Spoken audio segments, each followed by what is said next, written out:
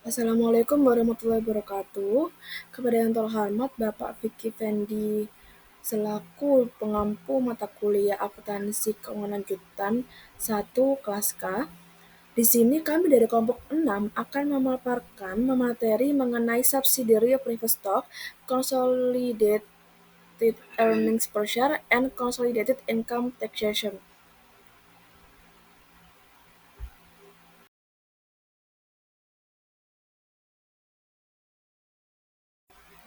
Jadi untuk pembahasan pertama di sini ada dari subsidiary preferred stock.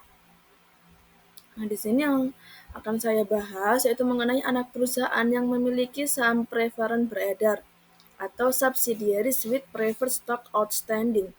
Nah, dalam praktiknya banyak perusahaan modern, terutama korporasi besar, memiliki struktur ekuitas yang kompleks, termasuk saham preferen yang diterbitkan tidak hanya oleh induk tetapi juga oleh anak perusahaan. Hal ini menambah tantangan dalam proses konsolidasi laporan keuangan. Ketika anak perusahaan menerbitkan saham preferen, maka pemegang saham preferen bisa menjadi pihak luar yang memiliki klaim atas sebagian ekuitas dan laba anak. Lalu, apa sih dampaknya dalam konsolidasi? Di sini untuk dampak saham preferen dalam konsolidasi ada dua. Yang pertama, menambah kompleksitas konsolidasi, namun prosedur tetap sama. Saham preferen yang diterbitkan oleh anak perusahaan membuat proses konsolidasi menjadi lebih rumit, meskipun prosedur dasarnya tetap sama. Lalu yang kedua, induk harus mempertimbangkan hak kontraktual pemegang saham preferen. Jadi induk itu harus mempertimbangkan hak kontraktur pemegang saham preferen anak dalam menghitung dan mengalokasikan ekuitas dan laba secara adil. Artinya, sebelum mengalokasikan ke pemegang saham biasa, kita harus memperhatikan posisi pemegang saham preferen terlebih dahulu. Lalu apa sih ciri umum dari saham preferen? Di sini ada tiga. Yang pertama, kumulatif, non-partisipatif, dan non-voting.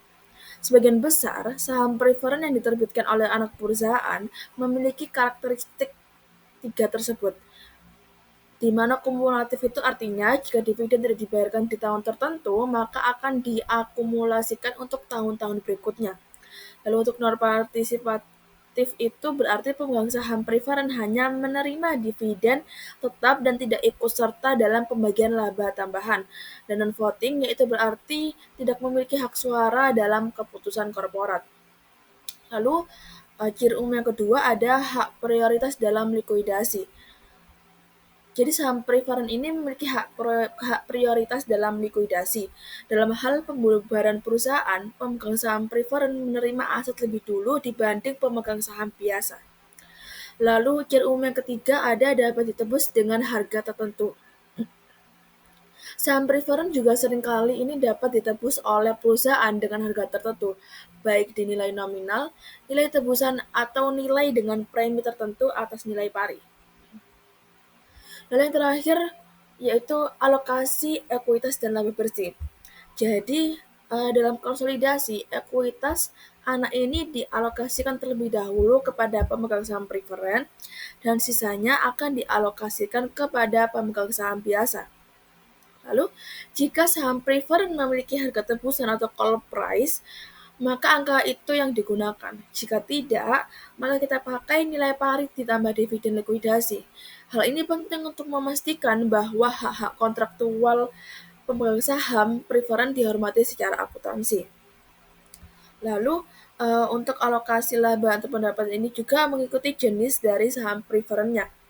Di sini ada dua jenisnya. Yang pertama adalah preferen kumulatif, yaitu meskipun perusahaan tidak mendeklarasikan dividen, kita tetap harus alokasikan dividen tahun berjalan kepada pemegang saham preferen dalam laporan konsolidasi. Hak ini tetap berlaku meskipun dividen belum dibayar secara nyata. Lalu yang kedua ada preferen non-kumulatif, yaitu hanya dividen yang diumumkan yang akan dialokasikan kepada pemegang saham preferen. Bila tidak ada pengumuman dividen, maka tidak ada alokasi laba untuk preferen. Baik, selanjutnya di sini ada subsidiary with preferred stock not held by parent. yaitu anak perusahaan dengan saham preferen yang tidak dimiliki oleh induk. Nah, dalam beberapa kasus, anak perusahaan menerbitkan saham preferen yang tidak seluruhnya dimiliki oleh induk.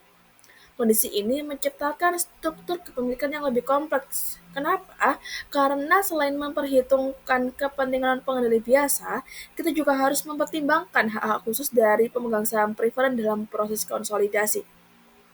Baik, langsung saja masuk ke contoh kasusnya. Di sini ada Pop Corporation membeli 90% saham biasa milik Sun Corporation yang beredar dengan harga $396.000 pada tanggal 1 Januari 2017. Dan ekuitas pemegang saham Sun per 31 Desember 2016 adalah sebagai berikut. Di sini ada saham preferred dengan nilai $10 dan dengan nilai pari $100. Itu kumulatif dan non-partisipatif. Scalable at $105 per share. Lalu ada common stock dengan nilai pari $10, sehingga common stock-nya itu $200. Lalu other paid in capital-nya $40 dan retained earning-nya $160, sehingga total ekuitas pemegang sahamnya itu sebesar $500. Nah, di sini tidak ada dividen preferen yang tertunggak per 1 Januari 2017. Selama 2017, Sun melaporkan pendapatan bersih sebesar $50.000 dan membayar dividen sebesar $30.000, yaitu dari 20% untuk saham biasa dan yaitu dari $20.000 untuk saham biasa dan $10.000 untuk saham preferen. Aset dan liabilitas Sun dinilai pada nilai wajar setara dengan nilai buku saat POP mengakuisisi kepemilikan. Jadi, kelebihan harga beli atas nilai buku adalah diakui sebagai goodwill. Selanjutnya, untuk membandingkan harga beli atas 90% kepemilikan di Sun dengan nilai buku dari bagian kepemilikan tersebut, maka kita pisahkan ekuitas Sun per 31 Desember 2016 ke dalam komponen saham preferen dan saham biasa sebagai berikut. Di sini ada ekuitas saham Sun yaitu $500 dari slide sebelumnya, lalu dikurangi dengan ekuitas saham preferen. Itu 1000 lembar dikalikan dengan $105. $105 ini call price-nya. Jadi $105 ini call price-nya atau harga tebusannya, sehingga didapatkan hasil $105 ini kan dalam ribuan. Sehingga ekuitas pemegang saham biasa itu sebesar $395, itu dari $500 dikurangi dengan $105, sehingga diperoleh hasil $395. Lalu kita membandingkan harga yang dibayar untuk 90% saham biasa Sun dengan nilai buku dan nilai wajar untuk menentukan goodwill-nya, di mana nilai wajar implisitnya adalah $440.000, yaitu didapat dari $396.000 dibagi dengan kepemilikannya itu 90%, sehingga untuk goodwill-nya yaitu fair value $440.000 dikurangi dengan book value sebesar $395.000, sehingga diperoleh goodwill sebesar $45.000. Lalu di sini pendapatan bersih Sun sebesar $50.000 untuk tahun 2017 dialokasikan $10.000 ke saham preferen, yaitu 1000 lembar dikalikan dengan $10 itu dividen per sahamnya dan $40.000 ke saham biasa. Nah, entry jurnal untuk mencatat investasi POP pada Sun pada tahun 2017 adalah sebagai berikut. Di sini ada tanggal 1 Januari, yaitu mendebit akun investment in Sun Common sebesar $396.000 dan mengkredit akun cash sebesar $396.000. Ini untuk merecord acquisition of 90% of Sun's common stock. Lalu selama tahun berjalan, yaitu mendebit akun cash sebesar $18.000 dan mengkredit akun investment in Sun Common sebesar $18.000, yaitu to reduce investment in Sun for dividends received. $18.000 ini didapat dari $20.000 dikalikan dengan kepemilikannya yaitu 90%. Lalu pada tanggal 31 Desember, mendebit akun investment in Sun Common sebesar $36.000 dan mengkredit akun income from Sun sebesar $36.000. Nah, jurnal ini untuk mencatat equity pada pendapatan Sun. Lalu, dalam mengonsolidasikan laporan keuangan untuk tahun 2017, maka kita menetapkan ekuitas Sun sebesar $520.000 dan mengalokasikannya ke komponen saham preferen dan saham biasa sebagai berikut. Nah, di sini ada total ekuitas pemegang saham Sun sebesar $520 dan dikurangi ekuitas saham preferen yaitu 1.000 lembar saham dikalikan dengan harga tebusan tadi call price per share-nya sebesar $105 sehingga diperoleh ekuitas saham biasa yaitu sebesar $415. Sekarang masuk ke non-controlling interest in preferred stock. Di sini kepemilikan non-pengendali pada Sun per 31 Desember 2017 terdiri dari 100% dari ekuitas pemegang saham preferen dan 10% dari ekuitas pemegang saham biasa, atau $146.500 ditambah 10% dari goodwill tersirat sebesar $45.000. $146.500 tadi dari $105.000 dikalikan dengan 100% ditambah $415.000 dikalikan 10%. Demikian juga bagian laba kepemilikan non-pengendali untuk tahun 2017 terdiri dari 100% laba untuk pemegang saham preferen dan 10% laba untuk pemegang saham biasa atau $14.000. Untuk caranya sama yaitu $10.000 dikalikan 100% ditambah dengan $40.000 dikalikan dengan 10%. Lalu untuk penyesuaian dalam entitas kerja, di sini entry A ditunjukkan dalam bentuk jurnal sebagai berikut. Sebelumnya entry-entry lainnya itu mirip dengan yang sudah dibahas pada bab sebelumnya. Jadi di sini hanya disinggung untuk entry jurnal A saja. Jadi di sini ada entry jurnal A yaitu mendebit akun preferred stock pada Sun sebesar $100.000 dan mendebit akun retained earning Sun sebesar $5.000 dan mengkredit akun non-controlling interest preferred sebesar $105.000.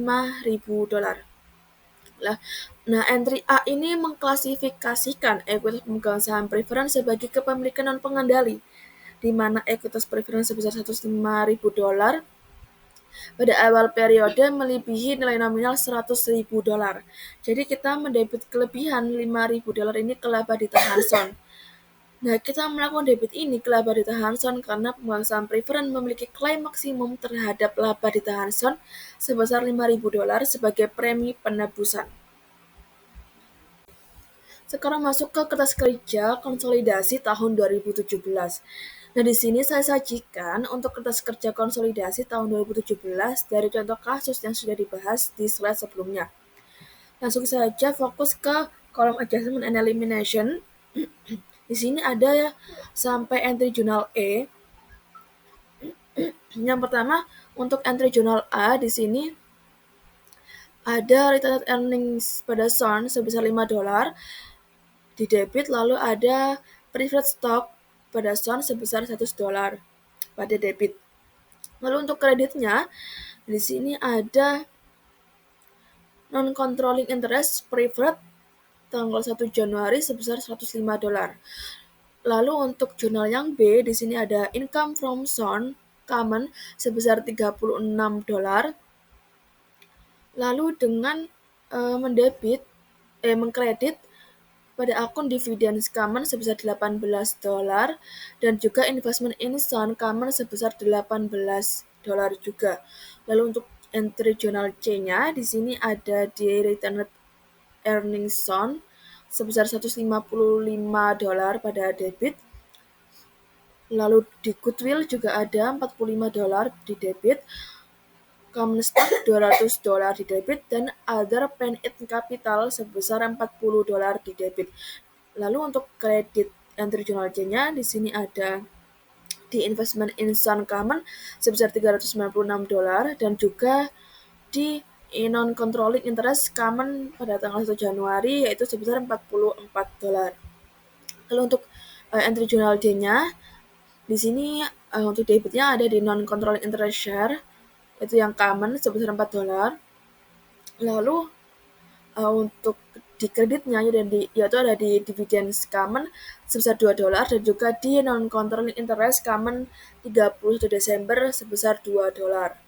Lalu untuk entry journal E-nya di sini ada di non-controlling interest share preferred pada debit yaitu sebesar $10 dan di kreditnya yaitu ada di dividends preferred sebesar $10.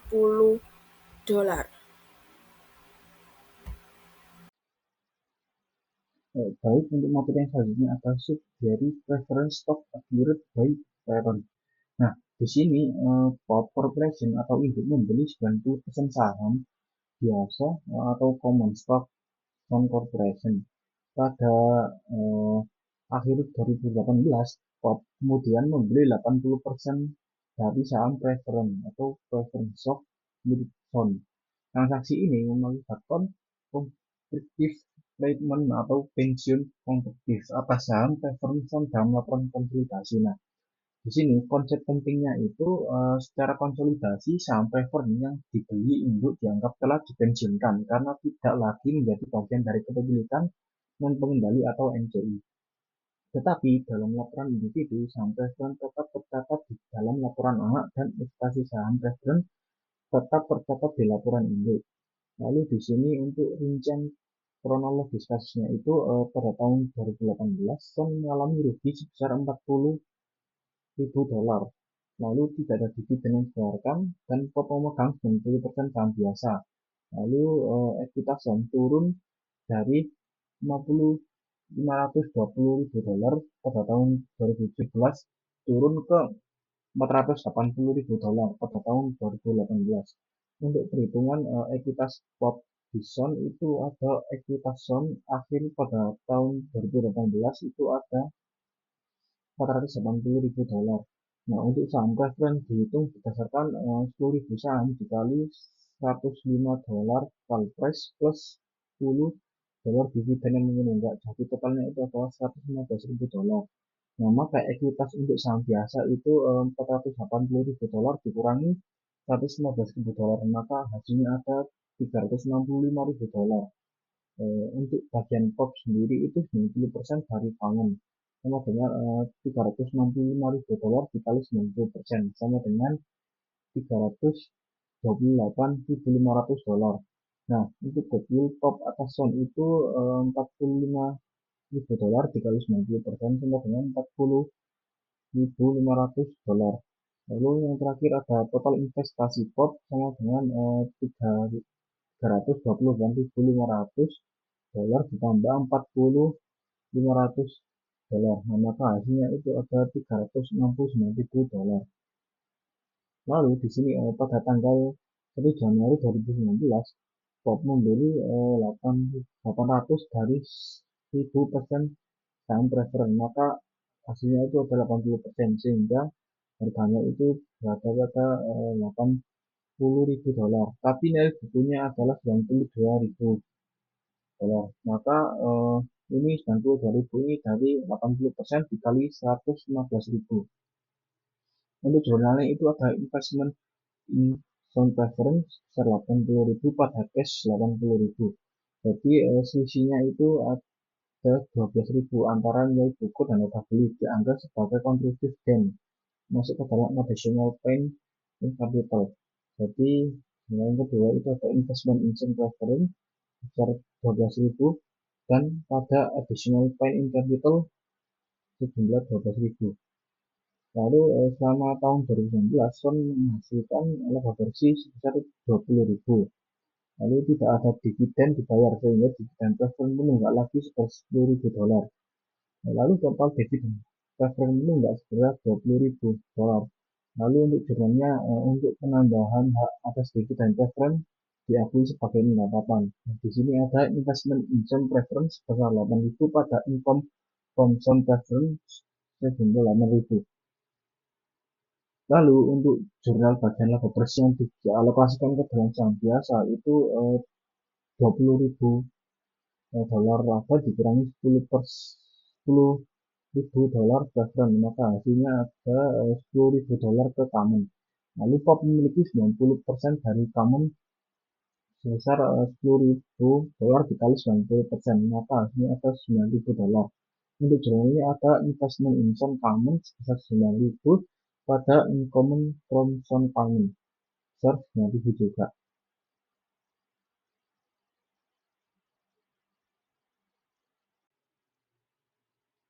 Lalu yang selanjutnya itu ada ringkasan ekuitas per 31 Desember 2019. Di sini some equity untuk totalnya itu ada 500.000 dolar yang awalnya 480.000 ditambah laba sebesar 20.000. Lalu untuk preference equity itu sebesar 125.000 ini dari 1.000 dikali 105 ditambah 20. Lalu untuk common equity-nya itu adalah 375.000 dolar. Nah, sedangkan untuk top investment ini ada preference sebesar 100.000 dolar itu dari 80% kali 125.000. Lalu untuk common itu totalnya sebesar 337.500. Ini dari 90% dikali 375.000. Lalu untuk goodwill-nya itu sebesar 40.500 dolar. Nah, untuk goodwill sendiri itu didapat dari 90% dari 45.000. Lalu untuk total common yaitu 378.000 dolar. Nah, selanjutnya ada entry konsolidasi 2019. Nah, di sini ada entry A, eliminasi pendapatan dari preference. Untuk jurnalnya itu ada income from some preference sebesar 8.000 pada investment in some preference sebesar 8.000. Lalu untuk entry B-nya itu ada eliminasi investment preference pada ekuitas anak. Di sini ada preference stock funds sebesar 100.000, retained earning income sebesar 15.000 pada investment income preference sebesar 92.000 dan non-controlling interest preference sebesar 23.000. Di sini ada penyesuaian retained earnings sebesar 15.000 karena call price dan dividen menunggak. Lalu untuk materi yang selanjutnya ada preference stock investment maintained on cost basis. Di sini jika corporation tidak melakukan constructive treatment pada saat membeli 80% saham preference corporation, maka akun investment in some preference akan tetap sebesar 80.000 dolar, yaitu sebesar harga perolehannya. Lalu tidak ada pendapatan atau income from preference yang diakui sepanjang tahun. Oleh karena itu, pada saat konsolidasi kita harus menyesuaikan secara manual antara nilai buku dan nilai investasi melalui work paper entry. Di sini untuk jurnal konsolidasinya itu ada retained earning income sebesar 15.000. Lalu preference stock fund sebesar 100.000 pada investment income preference sebesar 80.000, controlling interest in preference sebesar 23.000, dan additional point in capital pot sebesar 12.000. Nah, di sini untuk penjelasannya itu retained earning fund sebesar 15.000 dasar dari 10% 10 dolar dividen menunggak per saham dikali 1.000 saham, maka hasilnya itu 10.000 dolar ditambah 15.000 premium dari corporate, jadi totalnya itu ada 15.000 dolar. Nah, untuk preference stocknya ini sebesar 100.000 dolar itu pada par value saham preference. Lalu untuk investment in some preference sebesar 80.000 itu didapat dari harga beli oleh pot. Nah, lalu untuk non-controlling interest sebesar 23.000 dolar itu didapat dari 20% dikali nilai buku preference sebesar 115.000 dolar. Lalu untuk adik pot sebesar 12.000 itu ada selisih antara nilai buku sebesar 92.000 dolar dan harga beli sebesar 80.000 dolar. Lalu selanjutnya ada konstruktif treatment atau pensiunan konstruktif. Di sini jika POP melakukan konstruktif Redmond, maka Pop menaikkan investasi preferred ke nilai buku sebesar 92.000, bukan hanya mencatat sebesar harga beli sebesar 80.000 dolar.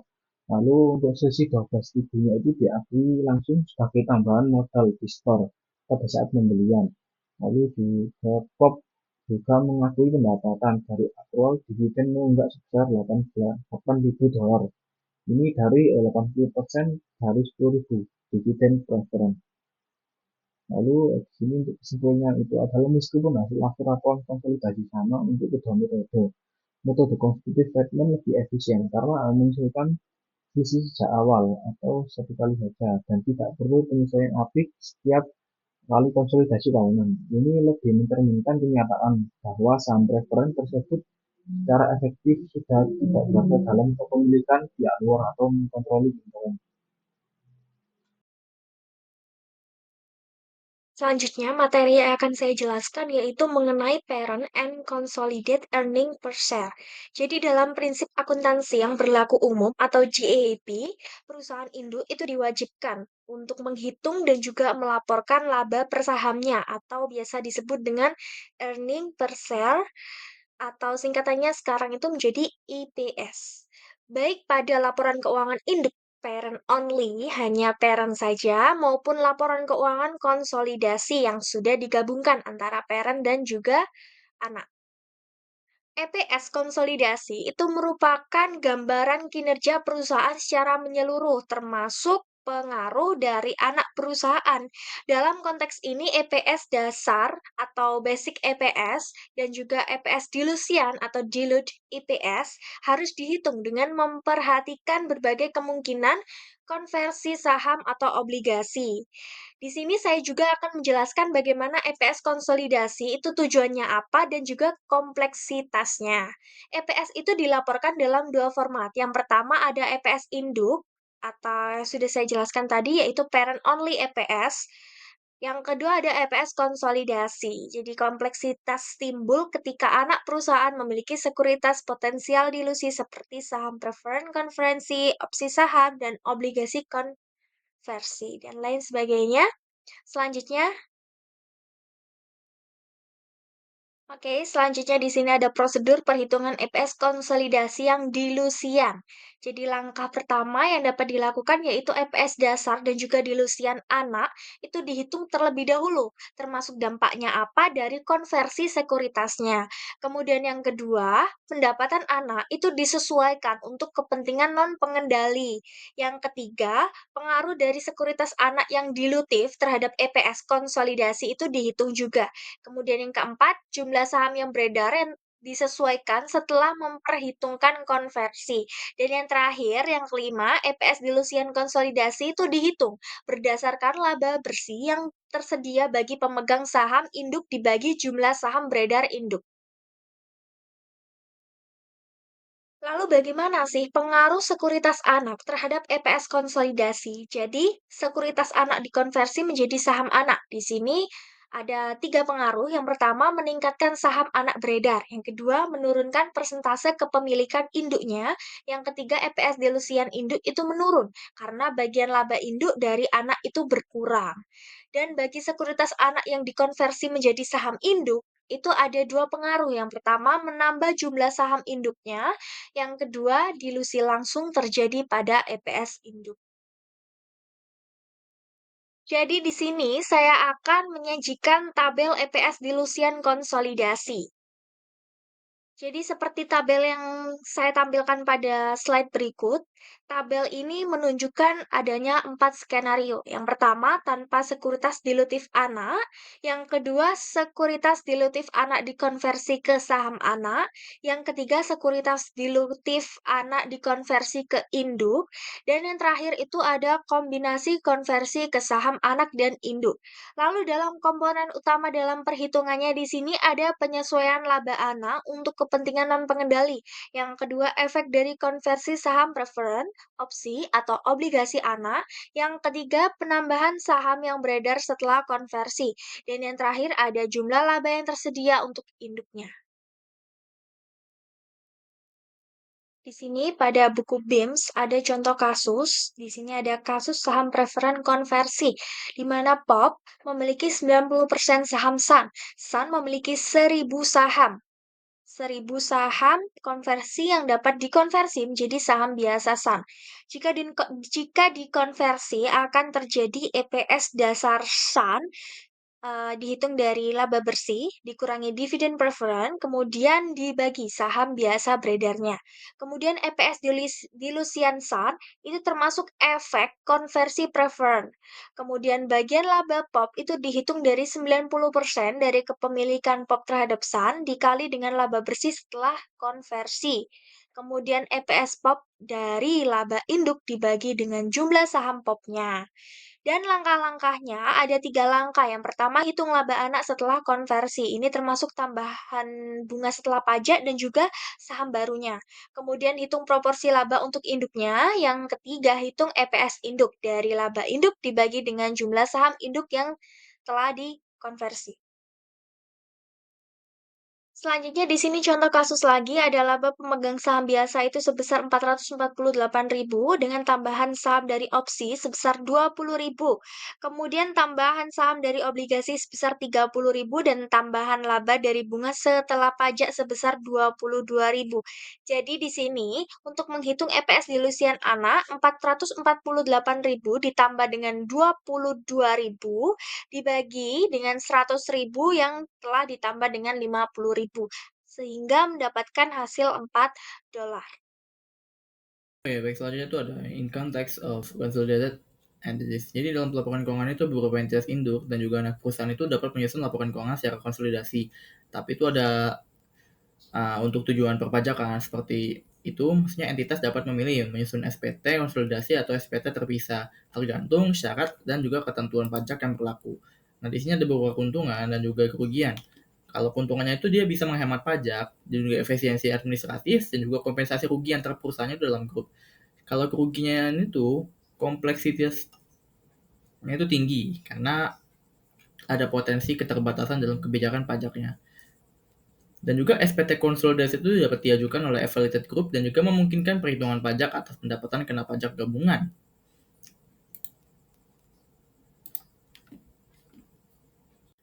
Nah, selanjutnya ada keuntungan utama. Kenapa penyusunan SPT konsolidasi itu memberikan keuntungan? Jadi ini ada keuntungannya ada 3, yaitu ada kompensasi kerugian antar entitas. Mengapa begitu? Karena rugi dari satu entitas dalam grup itu bisa mengurangi laba entitas lain. Dengan catatan, rugi sebelum akuisisi itu hanya bisa dikompensasikan dengan laba entitas tersebut sendiri. Lalu yang kedua itu ada dividen antar entitas tidak kena pajak. Kenapa begitu? Karena dividen dari satu perusahaan ke perusahaan lain dalam grup itu tidak dikenakan pajak. Nah, yang terakhir itu atau yang ketiga itu ada penangguhan laba atau rugi transaksi internal. Jadi laba antar perusahaan dalam grup itu ditangguhkan hingga direalisasi secara eksternal dan juga rugi juga ditangguhkan sampai benar-benar terjadi. Setelah ada keuntungan juga tidak memungkinkan bahwa ada kerugian utama dalam penyusunan SPT konsolidasi. Nah, kerugiannya itu juga ada 3. Jadi yang pertama itu kehilangan fleksibilitas perpajakan. Jadi semua anak perusahaan itu harus mengikuti tahun pajak dari induknya. Dan juga jika SPT disusun terpisah, tiap entitas bisa menggunakan tahun pajak yang berbeda. Lalu yang kedua, komitmen jangka panjang. Setelah memilih menyusun SPT konsolidasi, entitas wajib terus menggunakan metode ini setiap tahun. Dan juga sulit mendapat izin dari IRS untuk berhenti menyusun SPT konsolidasi. Yang terakhir yaitu pembatasan re-entry. Jadi anak perusahaan yang keluar dari grup konsolidasi atau dekonsolidasi itu tidak boleh bergabung kembali selama batasnya tuh 5 tahun. Selanjutnya itu ada income tax allocation. Jadi menurut ASC 740, akuntansi pajak penghasilan itu bertujuan untuk mengakui pajak kini dan juga pajak tangguhan akibat perbedaan antara laporan keuangan dan pajak. Perbedaan temporer itu berdampak pada pajak masa depan dan juga harus diakui, sedangkan perbedaan permanen tidak mempengaruhi. Beberapa perbedaan berlaku sama untuk SPT terpisah maupun konsolidasi, namun ada yang berbeda, seperti laba antar perusahaan yang belum direalisasi. Dividen antara anggota affiliated group juga bebas pajak, sedangkan dari non-affiliated itu dikenai pajak dengan potongan tertentu. Dan juga ada beberapa poin penting, yaitu AS 740 itu mengakui pajak kini dan tangguhan.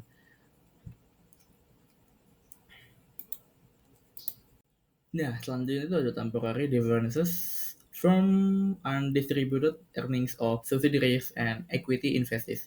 Jadi dalam metode ekuitas, investor yang memiliki 20-50% saham mengakui pajak atas dividen yang diterima atau pendapatan terdistribusi secara langsung dan mencatat pajak tangguhan atas laba yang belum didistribusikan oleh investi.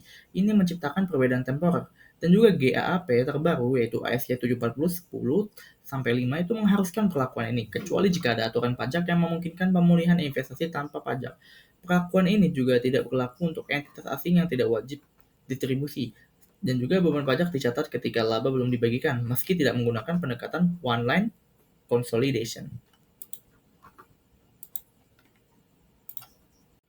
Nah, selanjutnya ada effect of consolidated and separate company tax returns on consolidation procedure. Pada bagian ini, itu membandingkan prosedur konsolidasi antara perusahaan induk dan juga anak ketika menyusun SPT terpisah dan juga SPT konsolidasi. Dan juga menurut GAAP, jumlah beban pajak penghasilan dan juga pendapatan dari anak perusahaan itu tetap sama, baik menggunakan SPT terpisah maupun konsolidasi. Namun jika menggunakan SPT konsolidasi, total kewajiban pajak perlu dialokasikan secara proporsional antara induk dan juga anak perusahaan.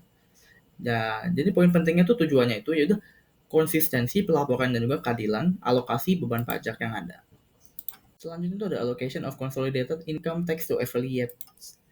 Nah, jadi itu jika anak perusahaan tergabung dalam grup yang menyusun SPT konsolidasi, maka dalam laporan keuangan terpisahnya ia tetap wajib mengungkapkan beban pajak kini dan tangguhan, serta saldo pajak yang masih harus dibayar atau diterima antar entitas, dan juga GAAP tidak menetapkan satu metode baku untuk alokasi beban pajak konsolidasi, tetapi perusahaan harus menjelaskan metode yang digunakan. Terdapat 4 metode alokasi pajak yang umum digunakan, yaitu yang pertama ini ada separate return method, yaitu pajak dihitung seolah-olah anak menyusun SPT sendiri. Lalu yang kedua itu ada agreement method, yaitu alokasi ditentukan berdasarkan kesepakatan antara induk dan juga anak. Yang ketiga with or without method, jadi itu pajak dihitung 2 kali dengan dan tanpa penghasilan anak. Selisihnya jadi beban pajak anak. Yang terakhir itu ada percentage allocation method, jadi beban pajak itu dialokasikan berdasarkan proporsi laba sebelum pajak anak terhadap total konsolidasi. Lalu selanjutnya kita akan membahas mengenai kasus ketiga, yaitu consolidated tax return with upstream sales. Jadi di sini diasumsikan bahwa penjualan antara perusahaan itu menggunakan upstream sale, yang dimana kita mengajukan pengembalian konsolidasi. Beban pajak konsolidasi akan dijadikan $64.600 sama seperti dari contoh sebelumnya, tetapi akan dialokasikan untuk PAL dan SAL dan akan berubah dengan pengecualian $10.000 dari $50.000 pendapatan sebelum pajak SAL dari pendapatan kena pajak konsolidasi. Nah, berikut merupakan rincian alokasinya. Jadi, PAL 150 kita kalikan dengan 64.600 yang kita sudah ketahui, consolidated tax expense-nya lalu dibagikan dengan 190 sehingga ditemukan $51.000, dan pada SAL itu $50.000-nya yang tadi telah disebutkan sebelumnya, pre-tax income-nya dikurangi dengan exclude-nya yang $10.000 dibagikan dengan 190 lalu dikalikan dengan 64.600 sehingga ditemukan 13.600. Nah, setelah itu kita akan memasukkan ke dalam penjurnalan.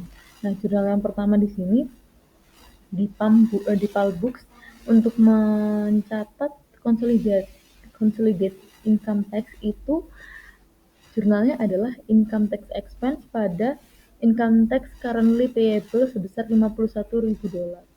Lalu ada SALBOok income tax expense pada income tax currently payable sebesar $13.600.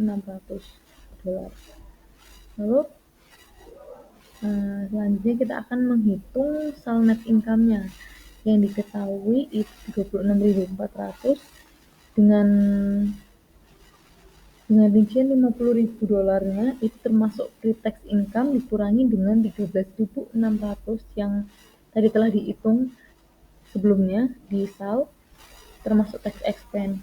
Nah, sehingga income dari SAL ada share of SAL net income sebesar 34.600 itu dikalikan dengan 90%. 90%-nya ini akuisisi sehingga ditemukan 32.760. Lalu dikurangi dengan unrealized profit dari upstream sales sebesar $10.000 dikalikan dengan 90% sehingga ditemukan 9.000. Sehingga income from sale-nya sebesar 23.760.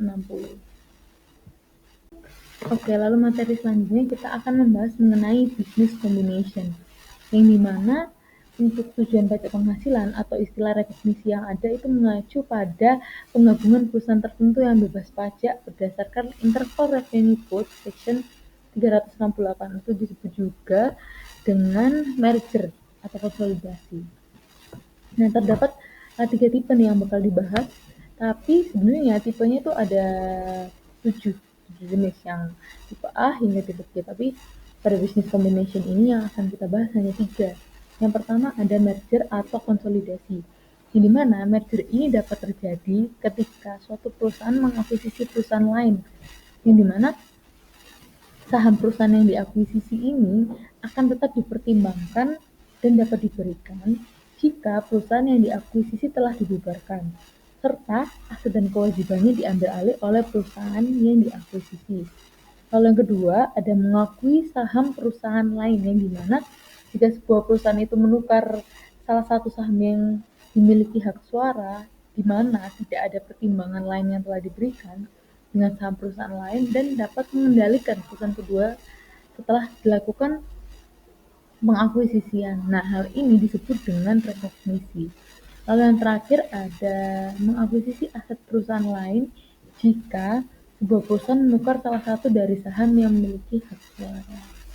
Selanjutnya, melanjutkan dari pembahasan sebelumnya, kita akan membahas mengenai akuisisi. Nah, jadi di sini terdapat contoh kasus yang dimana antara PET dan SET itu digunakan perhitungan mengenai penentuan goodwill.